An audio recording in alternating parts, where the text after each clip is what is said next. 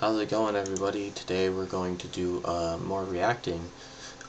Today we are going to be watching a Goldec video, so it's actually kind of new person interested.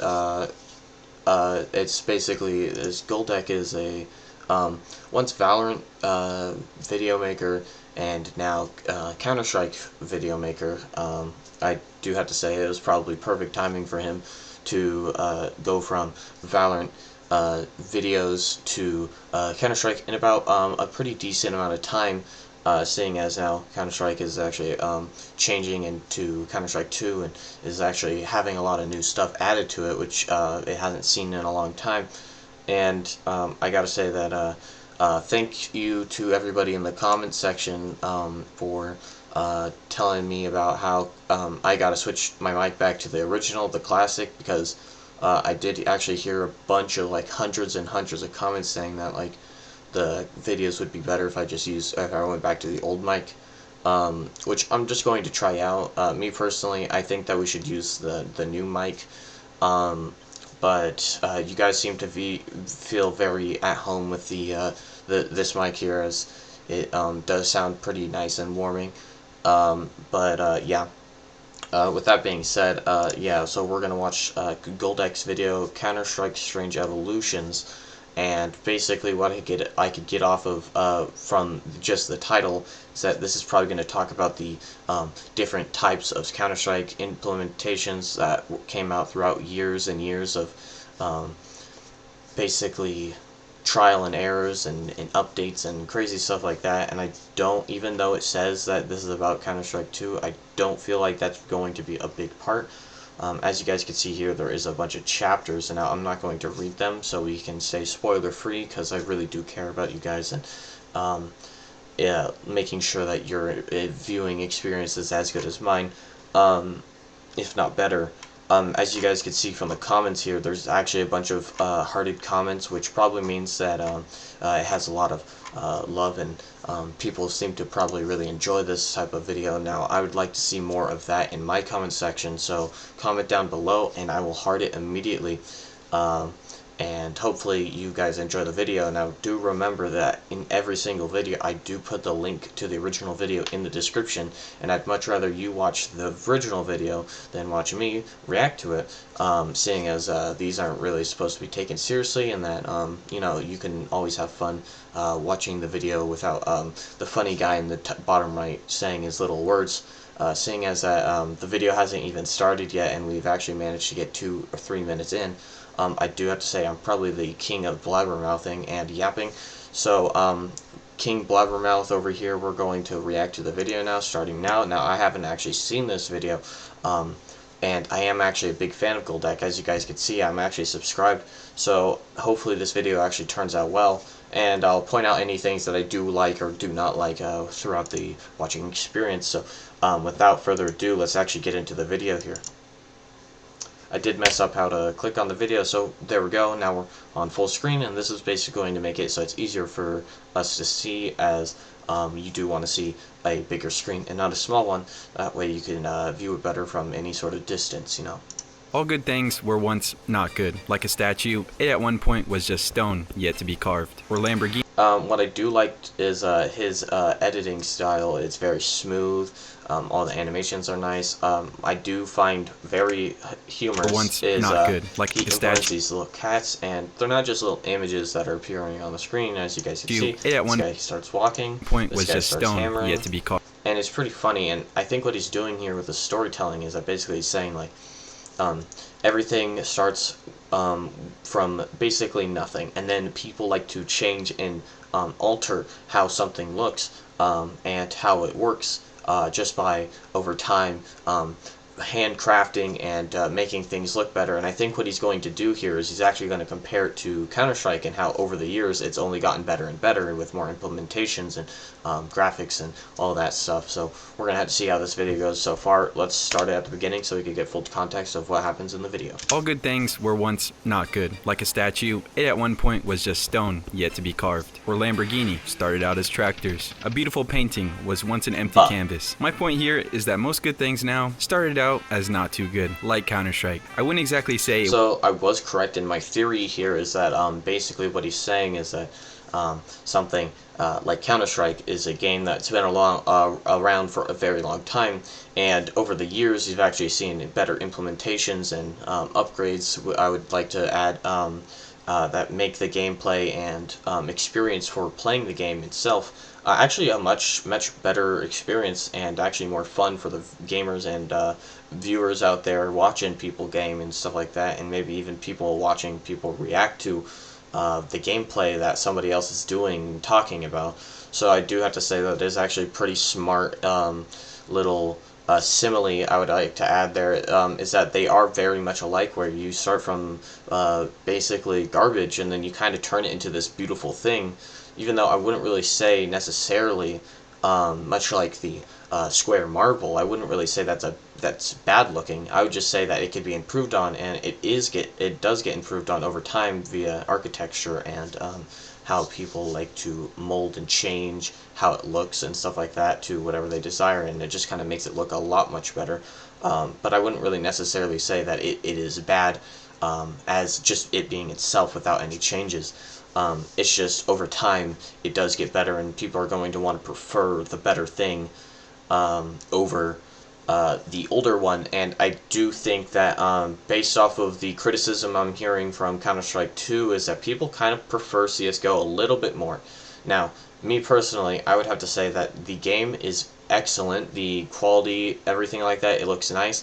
What I don't like about it is that there's like, it feels rushed, and that there's not that many implementations as there was in CSGO, and it actually feels like it's missing a lot, just based off of release and stuff like that. And other than shooting people and the graphics, I do have to say it kind of isn't living up to its potential that it could be, but that's okay, seeing as people who, even whenever CSGO first started, it had many problems that people didn't like, but probably not as bad as this one, because it just kind of seems like a more modern version of what a bad game at the start gets better after through updates kind of looks like. It's basically it just feels like it's bare bones and needs a lot more work, but I do have to say that this is probably something that will get changed over time, and people are correctly reacting to this whole situation, seeing as it's probably going to take a lot of time for it all to be added in, as we are pretty confident that they are going to add this stuff in.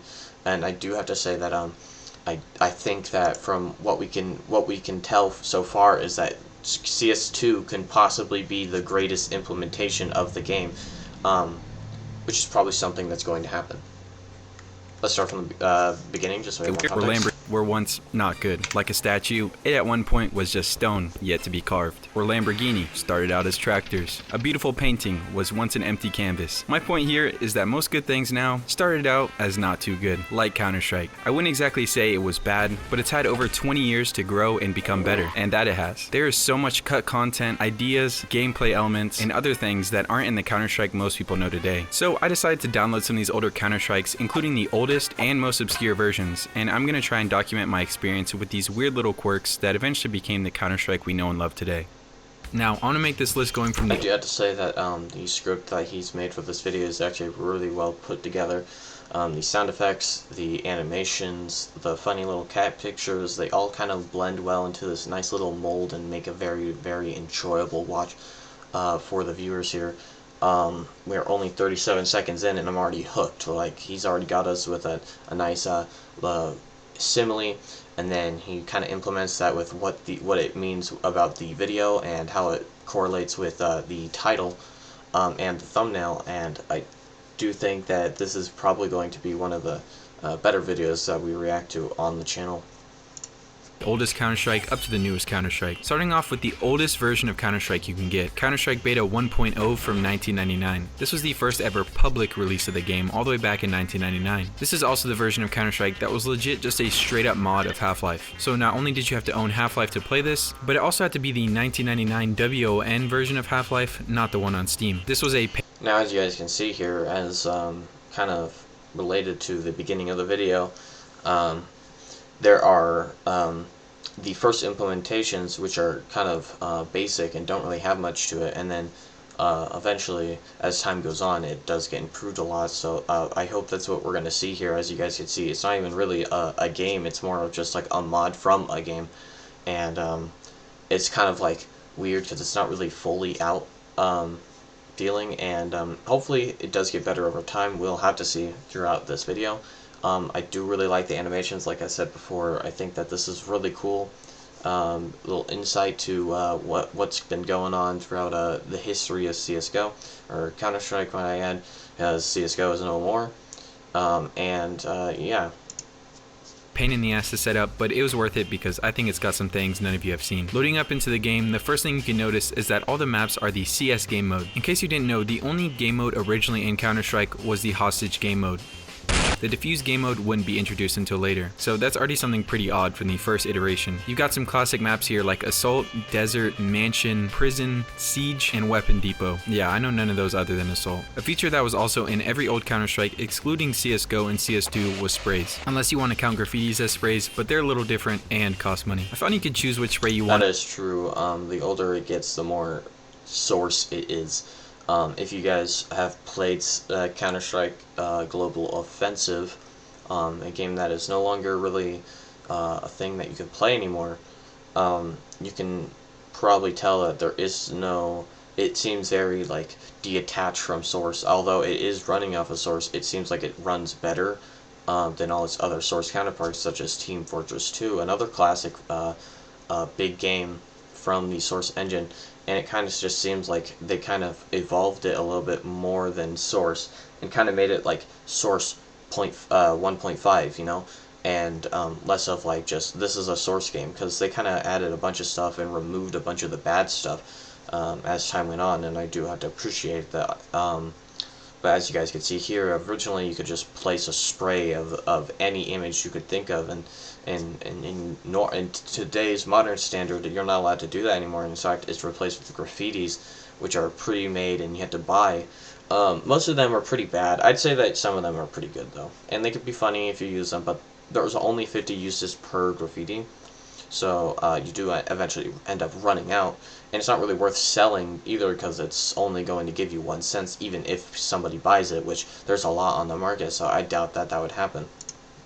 Which came in a wide variety, like the Half-Life Lambda symbol, very cool, a skull and crossbones, very scary, and Andre the Giant. Yeah, I'm gonna pick that one. There's also a spot to the right to choose what kind of player model you could have, which I assume was scrapped later because this didn't work and it's not in any other Counter-Strike. I also tried to go into the chat room and internet games, but whenever I'd click on those, they'd just crash. Anyways, let's actually load up a game. The first thing I noticed is what I'm starting to realize is that at first I thought he was just pressing the screenshot button, which if you guys don't know is F12 for Steam games, and basically what it does, it just takes a quick screenshot of what you're seeing on your screen, and it makes a little sound effect. And I think what's happening is when he clicks on things, it's actually playing the screenshot sound effect.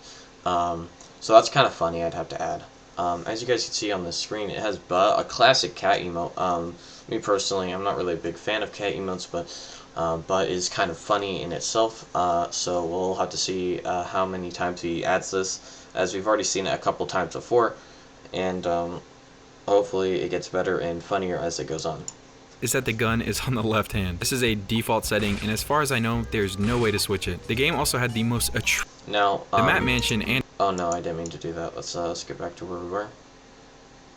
Now, as you guys said, and as you said, and as you guys heard, that the default is actually that the gun is on the left, and this is because the creator of the game actually modeled all the guns because he was left-handed, right? So he started from the left side, and if you flipped it to the right side by changing the settings, it wouldn't really flip the gun, or it wouldn't keep the gun normal. It would actually mirror it, so the left side would be on the right side, and the right side would be on the left side, even though you have the model changed to the other side, just because it was easier to do that and didn't require two different models for the gun, allowing for there to be less implementation. And it's actually kind of like a little bit of a life hack, because some gun people wouldn't really be able to recognize that as a problem, because most people aren't actually that well diverse into what guns look like and how they function and stuff like that, so they probably wouldn't have been able to notice. It's just kind of like a smart little way to introduce left side and right side hand, which I think is really cool. on the left hand. This is a default setting, and as far as I know, there's no way to switch it. The game also had the most atrocious keybinds that I don't even know how to explain that I had to change out. The next thing I noticed was just how horrible the buy menu was in this version. Really, any menu in this game just didn't work properly. The rounds also didn't seem to progress like normal. There was no timer, no money, nothing really indicating that I was playing a match. And since I had no money, I couldn't buy any other guns. I tried using console commands. Also, look how silly the console looks in this game. But none of the console commands worked. Another thing I also noticed was the Glock worked similar to how it's always worked. Just pressing right click would shoot a burst of bullets. But the CT USP didn't actually have a suppressor in this version. If you press right click, it'd just shoot the gun, so you pretty much had 2 shoot buttons with this. I was sad that I couldn't test any of the other guns until I realized that I don't even think you could use other guns in this version, because there weren't even any sounds for the guns in the files other than the Glock and the USP. Oh, also, there wasn't even a knife in the game. I found this old text file written by someone named Poseidon that described the knife with a big soon to come next to it. This mod was also so jank at the time that there is a description saying to bind different keys, one being the key to rescue the hostage once you take them to the zone, and saying that you might have to press the button multiple times for it to work. Now, let me get to the gameplay side of things. Most maps had these weird cameras, which I'm not gonna lie, were fucking useless. You couldn't even get off the cameras once you started using them until like the weird camera cycle was done. The map mansion and a few others also had light switches, which is pretty cool in my opinion. The hostages were also just straight up Half-Life scientists. Okay, let's go. And to extract them, they'd have to follow you to the end. I could probably make a whole video on how weird this. Most mods that I've seen that come from Half-Life or something of that sort actually have more implementation, but this is an old game and therefore an old mod, so there probably wasn't that many inventive and new ideas that you could add to something, so that probably explains why it's so buggy and unused and barely untried for, basically, and that it basically is kind of strange and doesn't really work too well. So that could probably this version of the game is, but I think I've had enough with it. So I'm moving on to the full Steam release version of the game, Counter-Strike 1.6. Right from the menu of the game, it seems way better. No more random selections or having to modify your game, and all the settings are condensed into a nice options button. Tabbing out of the game as well no longer fucks up my whole computer. Going to start up a game, we can also see that there are way more maps now, including the diffuse game mode, which if this wasn't here when the game came out, I don't really know where Counter-Strike would be now, thank God. Loading into a game, our gun is now on the right side, and CTs can now put on a suppressor. There are also loads more items in this version than the beta, of course. One of these items being the night vision goggles. Yes, for some reason, Counter-Strike had NVGs in the game that basically serve zero purpose. I mean, don't get me wrong, they did work, but what pitch black map are you gonna play that requires these? There's also a tactical shield in the game, which was pretty booty. I mean, I never played this game like at all, so I have no clue if this was meta or anything, but I assume it wasn't too good. Oh, don't let me forget, because I always forget when playing this game. You need to buy ammo for your guns. No, you didn't get the luxury of getting ammo with the guns you just bought. You had to remember to buy the ammo for the guns. Also, the suppressors on the M4 and USP didn't have them on by default. You could also buy both teams starting handguns from either side, so if you wanted to buy a Glock as a CT, you can. I hope there isn't too much about this game I'm forgetting about, because we're now moving on to one of my first. Seems very bare bones, like I said before, but actually sounds a little bit more nuanced and different, as it doesn't seem like there's that many problems with it, other than that just a little bit of quality of life improvements that are needed. So overall, I wouldn't say that's actually a bad game. It seemed like it actually worked pretty well and was functional and probably was pretty fun to play back then. I could imagine that the gameplay was actually very inventive and different and changed a lot about how people think about shooters, as back then there actually wasn't that many video or games that were tactical like. This being one of the first, I do think it was actually a pretty good implementation about how the game's supposed to be like and how it's supposed to like what are the core elements throughout time, and I do think that most of that was actually found within Counter-Strike 1.6, so pretty good game, I'd have to add. And favorite Counter-Strike Source. But before we can get to that, I want to introduce this video's sponsor, Skin Club. Skin Club, nobody cares, it's an ad, guys, it's okay, I can skip it. So good luck and gamble responsibly. Don't gamble. Back to Counter-Strike Source. Now, I never really realized how unpopular CSS truly was. It still had players, of course, but most people stuck to CS 1.6. CSS was really meant to demonstrate how Counter-Strike would play on the new and improved Source engine that was used for Valve's new flagship title, Half-Life 2. Most people really disliked this game though, but I loved it. I would mainly just play against bots along with my brother on the map DE Chateau for whatever reason. Also, if you were like me, the only reason you had CSS to begin with was because of Gmod, but I digress. Since Counter-Strike Source was meant to show off the new Source engine, which was very proud of its physics, it of course had to have physics objects in it as well. This would allow you to do some pretty stupid things like rolling a barrel over a bomb after you plant it, Now, this is sort of an old meme. It's still funny, I'd have to add, but the muffledness of it kind of makes it sound a little strange, wouldn't you say?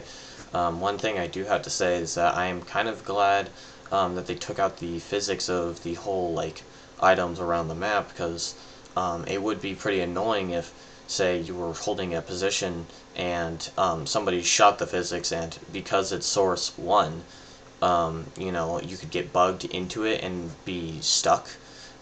Which is actually something that would be prominent in custom-made workshop maps in CSGO. So, you know, it just seems like there's a lot of problems with that. And also, like he said, you could just cover the bomb so it's harder to find.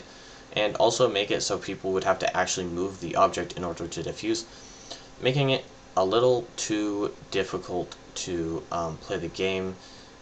Even though it's supposed to have a high skill ceiling, I don't think this is the way to go about it, as it is a little bit of an unfair advantage since you have all the time to set up all these cool little objects that could cover and possibly hinder your chances of defusing, when it should be more of just a get the kills, once it's clear, you defuse type game, and less of like a hide and seek sort of thing after you've already done all that. So yeah, I do have to say a very weird implementation, but all nonetheless pretty unique and different, and I'd like to say that although it doesn't fit, I do kind of like that idea just a little bit. Or being able to move your cover wherever you would like it. A lot of people hated this because it strayed away from the tactical aspect. This game also had night vision in it as well, which was even more useless because the maps were much better lit than CS 1.6. Like I said, this game was mainly just meant to port 1.6 to the Source engine, quite similar to the port of CSGO to the Source 2 engine. So all the guns that were added stayed the same, nothing new was really added. Moving on to our beloved CSGO. Now, how boring would it be for me to go to the straight up current day CSGO? I want to start with the beta, and not just any beta, the 2011 PAX build beta.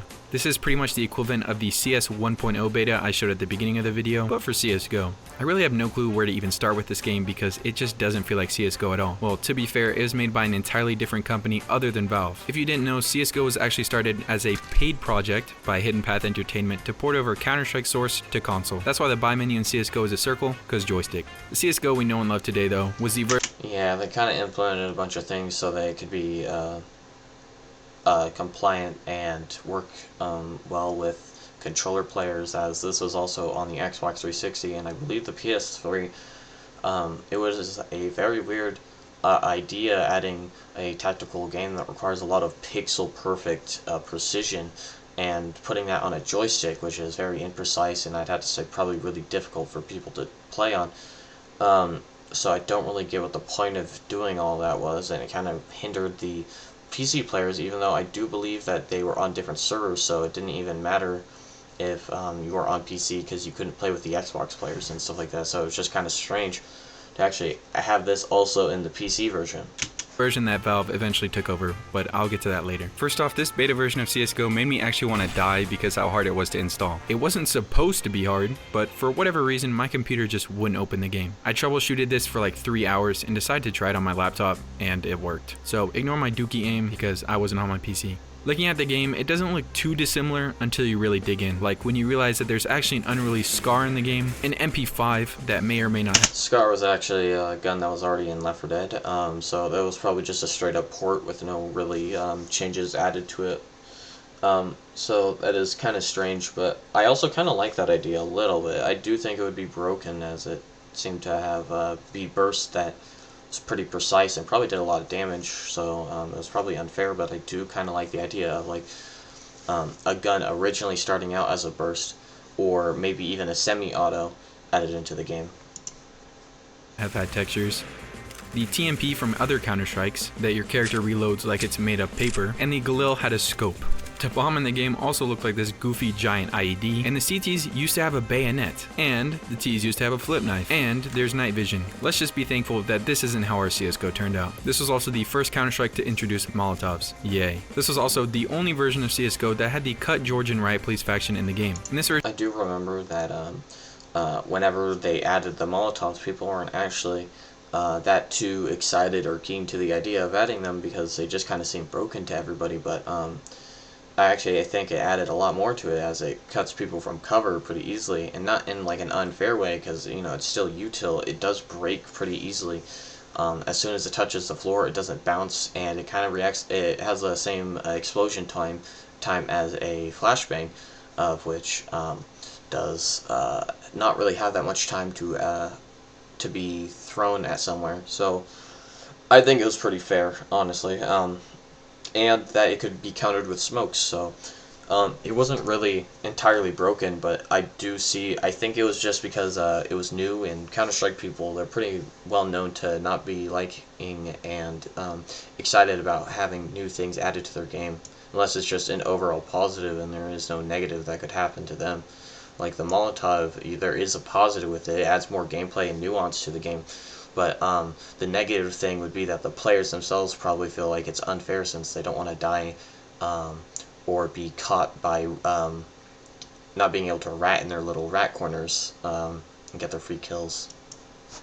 Version of CSGO, the hostages also followed you around like in the other Counter-Strikes. I'm sure there's plenty more I could explain in an entire video, but Penguin basically did the same thing but with a bit newer version of the beta, so make sure to check that out. Now, moving from the PAX version of CSGO, we obviously have the CSGO of today, or last week. This version got picked up from Hidden Path Entertainment by Valve because they saw the potential in it. Thankfully they did, because it would have completely bombed in my opinion. The game also ended up releasing on consoles, if you didn't know, but saw no more updates after like 2 of them. So it's stuck in this really weird time capsule version of the game. I don't know about you, but I think we all know what changed in CSGO. You could pick hostages up, no more night vision, no more riot shields yet, no more MP5 yet, and a bunch of other weird quirks. I'm sure there will be plenty more changes in CS2 in the future, similar to all the other Counter-Strikes, and hopefully there's some pretty cool ones. Counter-Strike may be changing, but let's be happy it's not adding a new character with different abilities and 20 new maps every update. Anyways, I think that's enough. That is pretty funny coming from the guy who actually used to make Valorant content.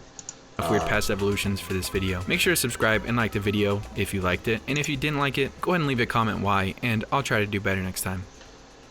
Yeah, it was actually a really well put together video. It was nice and short, actually explained everything pretty well without any unneeded commentary, of which I was there to add because I do have a little bit of knowledge about the older versions of Counter-Strike.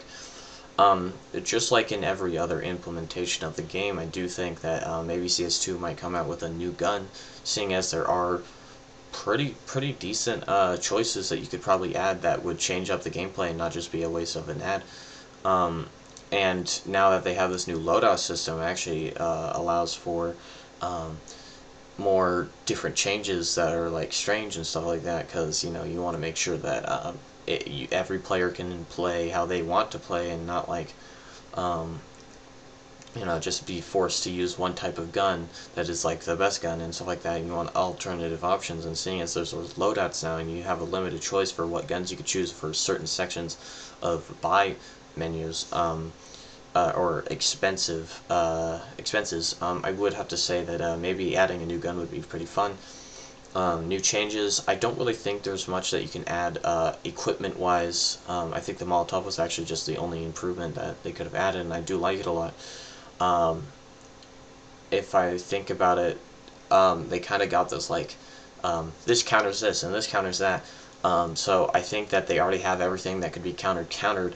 Maybe that they make it so the decoy can make I don't know, stepping noises or something, but that would probably be a little bit too unrealistic and different and weird, because it would make the decoys a lot better, because usually right now they're just kind of used as like a fake flash, which isn't that bad of an idea, but then again it's like the shots, like, they don't really matter that much. Nobody, if they're happening that quickly and that so many times, why would people want to